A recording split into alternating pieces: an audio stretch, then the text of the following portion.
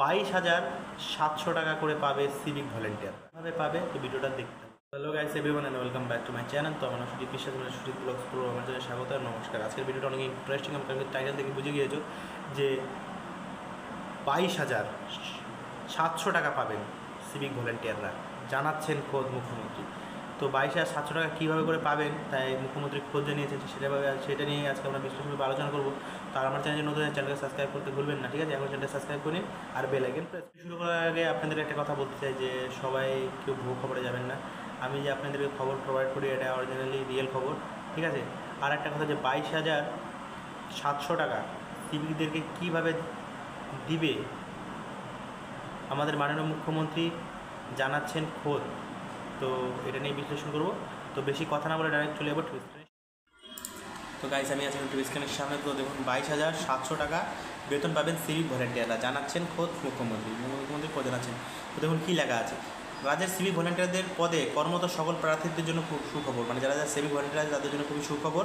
আসন্ন বিধানসভা 2026 নির্বাচনের আগেই পদোন্নতির সুযোগ বৃদ্ধি হবে তাদের, মানে আসন্ন যে বিধানসভার ভোট আছে, মানে মুখ্যমন্ত্রী ভোট, সেখানে তাদের পদোন্নতি হতে পারে।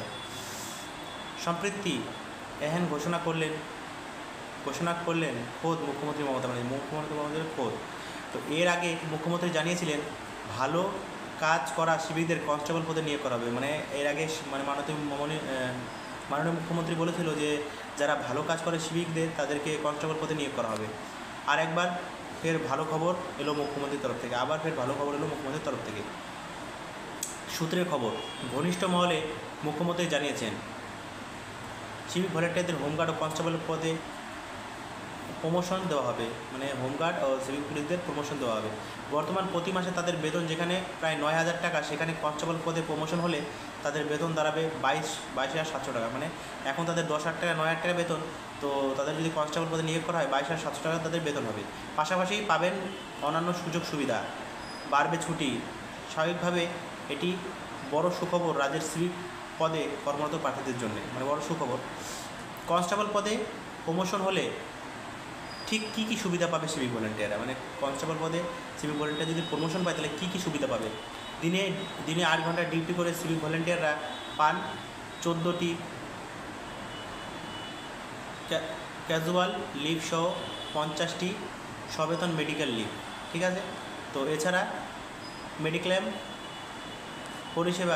পরিষেবায় পরিবারের 6 জনকে রাখতে পারেন তারা, ঠিক আছে? এই সিভিক ভলেন্টিয়াররা যদি কনস্টেবল হিসেবে নিযুক্ত হন তবে বছরে 14টি ক্যাজুয়াল লিভের সাথে পুজোয় ডিউটি করলে পাবেন 13 দিনের অতিরিক্ত ছুটি, মানে পুজোয় ডিউটি করলে 13 দিনের অতিরিক্ত ছুটি পাবে। মিলবে মেডিকেল লিভ ও অবসরকালীন পেনশন, মানে ছুটি মিলবে আর পেনশন মিলবে বুড়োকালে 60 বছরের পরে। রেশনের জন্য প্রতি মাসে পেতে পারেন 1500 টাকা ও মেডিকেল অ্যালাউন্স হিসেবে মিলতে পারে আরও 500 টাকা, মানে 2,000 টাকা এক্সট্রা পাবে। এর সাথে বার্ষিক 1 লাখ টাকার মেডিকেল ক্লেমে পরিবারের 4 জন সদস্যকে রাখতে পারবেন তারা, যা খুব ভালো সংবাদ।